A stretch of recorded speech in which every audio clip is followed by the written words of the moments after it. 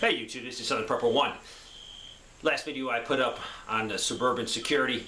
I got a great question from this person. I appreciate it. I'll read you the question. I think it's an awesome question, and it's a very good concept that we need to wrap our heads around, and you need to understand it because it's so important.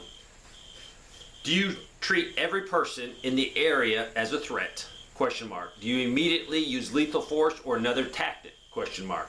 I hate to injure a kid or a lost senior citizens. Excellent question. Military, I've seen it as a problem in the military if you do not have rules of engagement. So let me just read you real quickly sort of a paraphrase of rules of engagement. Orders issued by a competent military authority that delineate when, where, how, and against whom force may be used, what actions soldiers may take on their own, and what directives may be issued by commanding officers. Rules of engagement. I have been places in the world, actually not in the United States, that I was issued 3 ROE cards, 3 ROE orders in a week. You talk about being confused myself and trying to pass that information down. Very confusing. This will be confusing. I've seen it in training incidents where you weren't properly briefed and new guys did not even know the rules of engagement for a training environment. They would actually see the bad guys in the distance and let them pass within range of their weapon systems. And it boiled down to they were not briefed what is the rules of engagement. It's going to be a huge problem in a SHTF. Gigantic. You need to wrap your head around this. You need to understand it. So really, if you were set up like I showed you in the suburban defense, you all need to sit, because you don't have a competent military authority over you. So you all need to get together, sit down in a room and say, what is our rules of engagement? What are we going to do if they do this, this, this, and this? I love, and a lot of guys are going to comment, I love non-lethal 12 gauge rounds. I love them because they give me another option. I also love paintball guns. Turn that thing up. It's another tool in your toolbox to determine if that person's a threat. If you engage with non-lethal, it might stop the threat right there. It'll send him on his way. Somewhere you're going to say, wow, I just shot him, killed him. Have you honestly shot at another human being with non-lethal? Have you honestly shot at someone with lethal? If you have, you'll probably have an answer closer to what I have. No one wants to shoot at another human being. If you do, there's something wrong with you. So having that option, even that paintball gun, turning that thing way up, will give you the option. If the threat continues or they do not listen to you, you can always increase your level of threat. But you've done something. Tear gas. Now I know you're a prepper. You cannot go out and buy all this stuff because it's probably not even hard to find right now with all ammo. But I like it because I have a way to keep ratcheting up the level until I get to the point where I have to use lethal force. So rules of engagement. As a prepper group, sit down and talk about it. You're going to have to take in all the things. You have to take in the threats that are out there from looters, rioters, marauders. You're going to take the threat that there is no law enforcement. There is no 911 to call.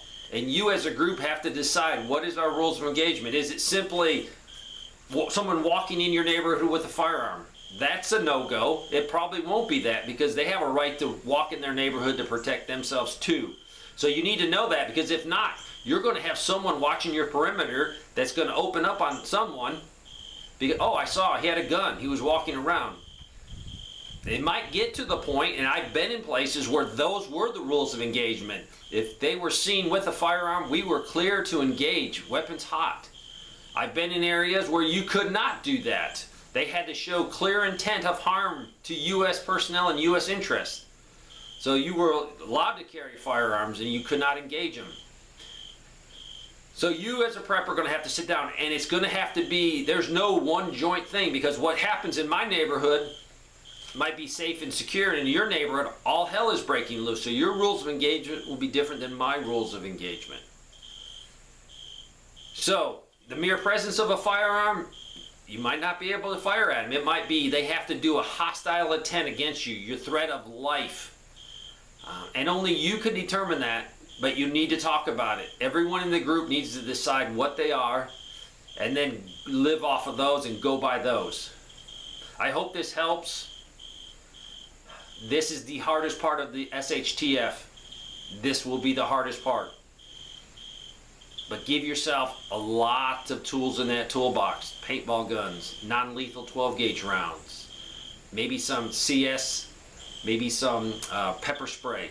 The more you have, the more you can use against someone to determine if that threat is for real. It's not all of a sudden, let's pop them. That's not the right answer.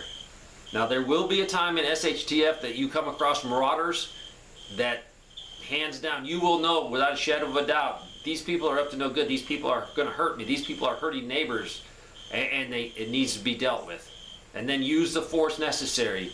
Because remember, in SHTF, who says in 1 week it doesn't come back to some sense of normality, and you'll be held responsible for your action. Talking about that in any case, if you do any, you fire your weapon, you need to document that. You need to write a report. Witnesses need to write a report. That needs to be filed away. So if things come up down the road, you can hand the authorities, if they make an appearance back in your community, you can hand them here. Here's an exact way things went down. That it will be a lot. They'll look at that and say, you documented everything you did. You got witness statements. It's going to help you. You might say, if it goes SHTF, it don't matter. But even in the military, on good shootings and on bad shootings, we fill out paperwork. I've been in front of a board to justify a shooting. Luckily, I had all my paperwork in order. Everything was good. I had witness statements, and things went good for me, and things went good for other people. So document everything you do in SHTF. Write it down. It might come back to help you. Thanks for watching.